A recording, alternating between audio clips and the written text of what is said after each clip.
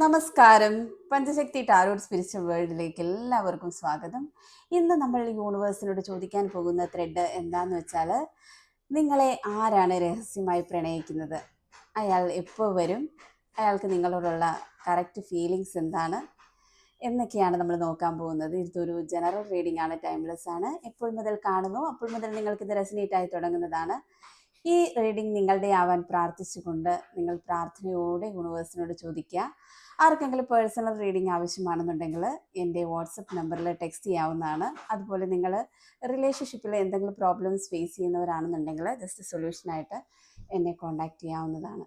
Okay, അപ്പോൾ നമുക്ക് reading എടുക്കാം.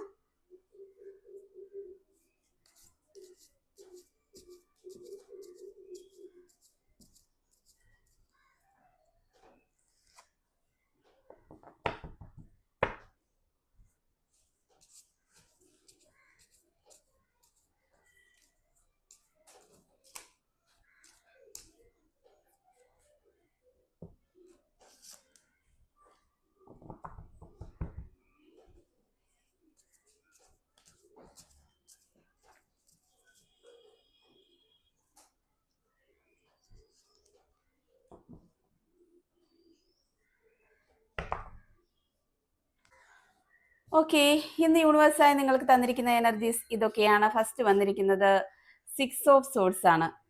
6 ഓഫ് സോർട്സിൽ എനർജി പറയുന്നത്, നിങ്ങൾക്ക് ഈ റിലേഷനിൽ നിന്ന് മൂവ് ഓൺ ചെയ്യാൻ ഇപ്പോൾ തയ്യാറായി നിൽക്കുന്ന നിങ്ങൾ മാത്രമല്ല, നിങ്ങളുടെ പേഴ്സണും രണ്ടുപേരും ഇതിൽ നിന്ന് മൂവ് ഓൺ ചെയ്യാൻ തയ്യാറായിട്ട് നിൽക്കുന്ന ഒരു എനർജിയാണ്. നിങ്ങളുടെ എനർജി ഫസ്റ്റ് പറഞ്ഞാൽ, നിങ്ങൾ മാനസികമായിട്ട് ഒത്തിരി സ്ട്രഗിൾസ് അനുഭവിക്കുന്നുണ്ട്, നിങ്ങൾക്ക് ഒരുപാട് വേദനിക്കുന്നുണ്ട്. നിങ്ങൾക്ക് ഈ ഒരു റിലേഷനിൽ ഡിറ്റാച്ച്ഡ് ആയ സമയത്ത് നിങ്ങൾ തമ്മിൽ പറഞ്ഞിട്ടുള്ള കുറേ വാക്കുകളുടെ പെയിൻ നിങ്ങളെ ഭയങ്കരമായിട്ട് മുറിവേൽപ്പിച്ചിരിക്കുന്നു എന്ന് കാണാൻ കഴിയുന്നുണ്ട്. കാരണം നിങ്ങൾ അത്രയ്ക്ക് ജീവൻ പോലെ കണ്ടിരുന്ന ഒരാളാണ്, നിങ്ങൾക്ക് ഒരു സമയത്ത് എല്ലാം ആയിരുന്ന ഒരാളാണ്. പക്ഷേ എന്തോ പെട്ടെന്ന് ഒരു ഡിറ്റാച്ച്മെന്റിലേക്ക് നിങ്ങളുടെ പേഴ്സൺ പോയി എന്നത് കാണാൻ കഴിയുന്നുണ്ട്. അപ്പോൾ ആ ഒരു അകൽച്ച നിങ്ങളെ മാനസികമായിട്ട് ഒത്തിരി വേദനിപ്പിച്ചിട്ടുണ്ടാവാം. നിങ്ങൾക്ക് ആദ്യം തന്നിരുന്ന ആ ഒരു സ്നേഹവും കെയറിങ്ങും ഒക്കെ നിങ്ങളുടെ പേഴ്സന്റെ ഭാഗത്ത് നിന്ന് ഏതൊക്കെയോ സമയത്ത് നഷ്ടമായിട്ടുണ്ടാവാം. പിന്നീട് അത് പോകെ പോകെ പോകെ ആ ലെസ് കോണ്ടാക്ട് വന്ന് അത് നോ കോണ്ടാക്റ്റിലേക്ക് വഴിമാറിപ്പോയിട്ടുണ്ടാവാം. അപ്പോൾ ആ ഒരു അകൽച്ച, നിങ്ങൾ ഒത്തിരി എഫേർട്ട് ഇട്ടിട്ടുണ്ടാവാം നിങ്ങളുടെ പേഴ്സണിൽ. എന്തുകൊണ്ടാണ് ഇങ്ങനെ സംഭവിക്കുന്നത്, നമ്മളുടെ റിലേഷനിൽ എന്താണ് അതങ്ങനെയുള്ള ക്വസ്റ്റ്യൻ നിങ്ങളോട് തന്നെ ചോദിച്ചുകൊണ്ടിരിക്കുകയാണ്. ഈ റിലേഷനിൽ എനിക്ക് എവിടെയാണ് തെറ്റിയത്?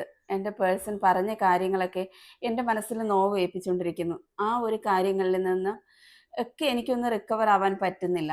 എനിക്കതുകൊണ്ട് മൂവ് ഓൺ ചെയ്യണം എന്നുള്ളൊരാഗ്രഹത്തിൽ ഈ റിലേഷനിൽ ഇനിയും എനിക്ക് പുറകെ പോകാൻ വയ്യ, ഞാൻ അത്രത്തോളം ടയേർഡായി കഴിഞ്ഞു എന്നൊക്കെയാണ് നിങ്ങളുടെ മനസ്സിൽ തോട്ട്സ് വരുന്നത്. നിങ്ങളുടെ പേഴ്സൻ്റെ തോട്ട്സ് വരികയാണെങ്കിൽ ഈ റിലേഷനിൽ നിന്നും മൂവ് ഓൺ ചെയ്യാൻ നിൽക്കുന്ന എനർജിയാണ് നിങ്ങളുടെ പേഴ്സണും. അതായത് രണ്ടുപേരും സെപ്പറേഷനിൽ നിൽക്കുന്ന എനർജി ആണെങ്കിൽ നിങ്ങളുടെ പേഴ്സണും മൂവ് ഓൺ ചെയ്യാനായിട്ട് മനസ്സുകൊണ്ട് തയ്യാറായിട്ട് നിൽക്കുന്ന ഒരു എനർജിയാണ്. ഈ റിലേഷൻ്റെ കാര്യത്തിൽ ഒരു അകൽച്ച വെച്ചാണ് നിങ്ങളുടെ പേഴ്സൺ നിൽക്കുന്നതെന്ന് കാണാൻ കഴിയുന്നുണ്ട്. രണ്ടുപേരും മാനസികമായിട്ട് ഡിറ്റാച്ച്ഡ് ആണ്. ഒരാൾ തന്നെയല്ല കേട്ടോ. നോ കോണ്ടാക്റ്റും ലെസ് കോണ്ടാക്റ്റിലേക്ക് പോയത് ഈ ഒരു സിറ്റുവേഷനിൽ വന്ന് നിൽക്കുന്നതും രണ്ടുപേരും ഒരേ മാനസികാവസ്ഥയിൽ തന്നെയാണെന്ന് കാണാൻ കഴിയുന്നുണ്ട്. നിങ്ങളുടെ പേഴ്സൻ്റെ മനസ്സിലുള്ള കാര്യങ്ങൾ പറയുകയാണെങ്കിൽ, നിങ്ങളെ അത്രയും ആഗ്രഹിച്ചിട്ട് നിങ്ങളുടെ ലൈഫിലേക്ക് വന്ന ഒരാളാണ്. നിങ്ങളെ വലിയൊരു പ്രീഷ്യസ് ആയിട്ടുള്ള ഒരു ആരാധിച്ച് നിങ്ങളോട് ഇഷ്ടം തുറന്നു പറഞ്ഞ് നിങ്ങളിലേക്ക് വന്നൊരു വ്യക്തിയായിട്ടാണ് കാണുന്നത്. അപ്പം അങ്ങനെ ഒരു വ്യക്തി നിങ്ങളെ അത്രത്തോളം സിൻസിയറായിട്ട് സ്നേഹിച്ചിട്ടുണ്ട് എന്ന് തന്നെ കാണാൻ കഴിയുന്നു. എനിക്ക് നിന്നെ വേണം, എൻ്റെ ലൈഫ് മുഴുവൻ എനിക്ക് നിന്നെ വേണം എന്ന് പറഞ്ഞ് നിങ്ങളുടെ ലൈഫിലേക്ക് എൻ്ററായ ഒരു വ്യക്തി തന്നെയാണ്. പക്ഷേ നിങ്ങളുടെ പേഴ്സൺ ചില സമയത്ത് നിങ്ങളോട് ആ ഒരു ടൈം പീരീഡ് കഴിഞ്ഞിട്ട് നിങ്ങൾക്കൊരു സെപ്പറേഷൻ തുടങ്ങിയ സമയത്ത് നിങ്ങളുടെ പേഴ്സൺ നിങ്ങളോട് വളരെ മോശമായിട്ടുള്ള കാര്യങ്ങൾ പറഞ്ഞിട്ടുണ്ടായിരിക്കും. നിങ്ങളിൽ കുറേ പേരെങ്കിലും നിങ്ങളുടെ പേഴ്സണ് സാമ്പത്തികമായിട്ട് ബുദ്ധിമുട്ടുകൾ വന്നപ്പോൾ അന്നേരമൊക്കെ ഫിനാൻഷ്യലി ഒത്തിരി സഹായിച്ചിട്ടുണ്ടായിരിക്കും. ശരിക്കും തളർന്നു നിന്ന ഒരവസ്ഥയിൽ നിന്നും നിങ്ങളുടെ പേഴ്സണെ കരകയറ്റിയെടുത്തിട്ടുള്ള ഒരാളാവും നിങ്ങൾ. അത്രത്തോളം വിൽ പവറുള്ള ഒരു ലേഡി ആയിട്ട് കാണുന്നു, മൈൻഡ് പവറുള്ള ഒരു ലേഡി ആയിട്ട് കാണുന്നു നിങ്ങൾക്ക് ചിലപ്പം ഇൻഡിപെൻഡൻ്റ് ആയിരിക്കും. നിങ്ങളെല്ലാവരും ഏറെ പേരെങ്കിലുമൊക്കെ വർക്ക് ചെയ്ത് നിങ്ങൾക്ക് ഫിനാൻഷ്യലി കൈകാര്യം ചെയ്യാനായിട്ട് എപ്പോഴും മണിയുള്ള ആൾക്കാരായിരിക്കും നിങ്ങളെന്ന് കാണാൻ കഴിയുന്നുണ്ട്. അപ്പം നിങ്ങളുടെ പേഴ്സൺ ചിന്തിക്കുന്നത് നിങ്ങളെ ഒരുപാട് ആഗ്രഹത്തോടെ ഇഷ്ടപ്പെട്ടിട്ട് ഈ റിലേഷൻ ഇതുവരെ മുന്നോട്ട് കൊണ്ടുപോയിട്ട് ഒരിടത്തും എത്തിക്കാൻ പറ്റാതെ, കാരണം നിങ്ങൾ തിരിച്ച് മനസ്സിലാക്കിയിട്ടില്ല എന്നാണ് നിങ്ങളുടെ പേഴ്സൺ നിങ്ങളെക്കുറിച്ച് വെച്ചിരിക്കുന്നത് കേട്ടോ. അത്രയാണ് നിങ്ങളുടെ പേഴ്സൻ്റെ മനസ്സിലുള്ളത്, നിങ്ങളുടെ പേഴ്സൻ്റെ മനസ്സിലുള്ളത് അതൊക്കെ തന്നെയാണ്. അപ്പോൾ നിങ്ങളൊരു സെപ്പറേഷനിലാണെങ്കിൽ നിങ്ങളുടെ പേഴ്സൺ ഉള്ളിൽ കൊണ്ട് വിഷമിക്കുന്നുണ്ട്, നിങ്ങളെപ്പോലെ തന്നെ വിഷമിക്കുന്നുണ്ട്. അവർ നിങ്ങളെ ഒരുപാട് ഇഷ്ടപ്പെടുന്നുണ്ടായിരുന്നു.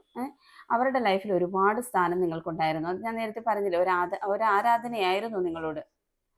അങ്ങനെയൊക്കെ അവർ ചിന്തിക്കുന്നുണ്ട്, അവരുടെ ലേറ്റ് നൈറ്റ് തോട്ട്സ് അതൊക്കെ തന്നെയാണ്. അപ്പം ഈ റിലേഷനിൽ ഒരിക്കലും റീയൂണിയൻ ആയിട്ട് അവരായിട്ട് ഒരു എഫേർട്ട് ഇട്ട് ഇങ്ങോട്ട് വരത്തില്ല. അപ്പം ഈഗോ ഒട്ടും കുറവുള്ളൊരു വ്യക്തിയായിട്ട് കാണുന്നില്ല. ഈഗോ നല്ല രീതിയിലുള്ള ഒരു വ്യക്തിയായിട്ട് കാണുന്നുണ്ട്. ഞാൻ അങ്ങോട്ട് ചെന്ന് സംസാരിച്ചു കഴിഞ്ഞാൽ എൻ്റെ വില നഷ്ടപ്പെട്ടു പോകുമോ എന്ന് ചിന്തിക്കുന്ന ഒരു വ്യക്തിയായിട്ട് കാണുന്നു. ഇത് തന്നെ ചിന്തിച്ചിരിക്കും. അതുകൊണ്ട് ഒരു ആക്ഷനും അവരെ കൊണ്ട് എടുക്കാൻ പറ്റുന്നതായിട്ട് കാണുന്നില്ല.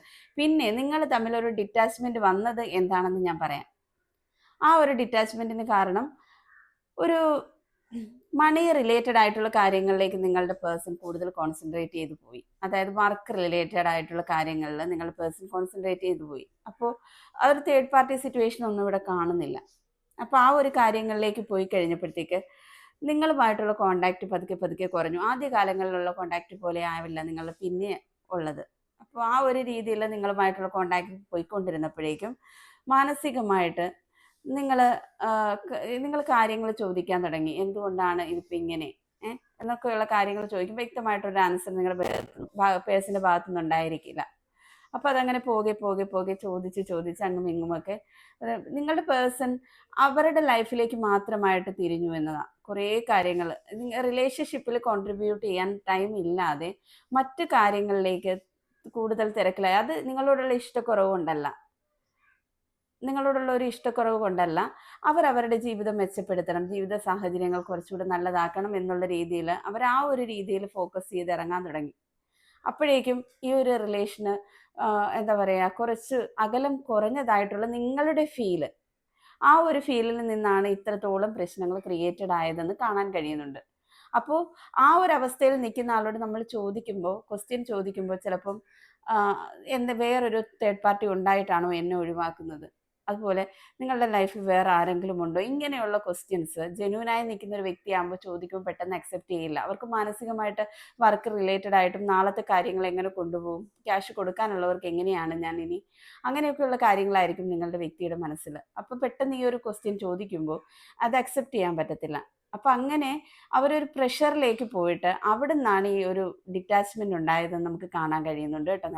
നല്ല രീതിയിൽ ഒരു തേർഡ് പാർട്ടി സിറ്റുവേഷനിലൊന്ന ഒരാളല്ല. തൻ്റെ ജീവിതം എങ്ങനെയെങ്കിലും ഒന്ന് മെച്ചപ്പെടുത്തി എടുക്കണം, അതിനുശേഷം വേണം തനിക്കൊന്ന് നേരെ നിൽക്കാൻ എന്ന് മനസ്സിലുറപ്പിച്ച് ഈ വർക്കിലേക്ക് ഇറങ്ങിയ ഒരു വ്യക്തിയാണ്. അപ്പം അതുകൊണ്ട് കൂടുതൽ സമയം അവിടേക്ക് കോൺട്രിബ്യൂട്ട് ചെയ്യുന്നു വരുന്നു.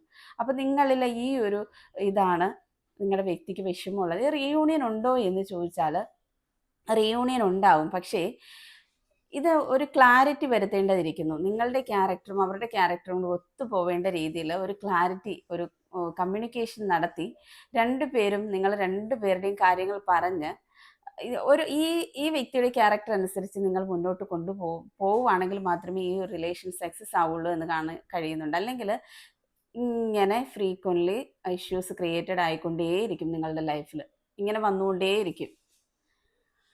ഓക്കെ, അപ്പം റീയൂണിയൻ പോസിബിൾ ആണ്, പക്ഷേ ഒരാളുടെ ക്യാരക്ടർ അനുസരിച്ച് മറ്റൊരാൾ നിൽക്കേണ്ടി വരും. ഗീവ് ആൻഡ് ടേക്ക് എന്നുള്ള രീതി പോയാൽ മാത്രമേ ഈ റിലേഷൻ മുന്നോട്ട് പോകത്തുള്ളൂ എന്നാണ് കാണിക്കുന്നത് കേട്ടോ. ഓക്കെ, അപ്പോൾ എൻ്റെ റീഡിങ് ഇഷ്ടമാണെങ്കിൽ, റെസനേറ്റ് ആവുന്നുണ്ടെങ്കിൽ ഒന്ന് കമൻറ്റ് ചെയ്തേക്കണേ, എന്നെ ഒന്ന് സപ്പോർട്ട് ചെയ്തേക്കണേ. എൻ്റെ റീഡിങ് ഇഷ്ടമാവുകയാണെന്നുണ്ടെങ്കിൽ സബ്സ്ക്രൈബ് ചെയ്യണേ. Okay, thank you viewers, thank you universe.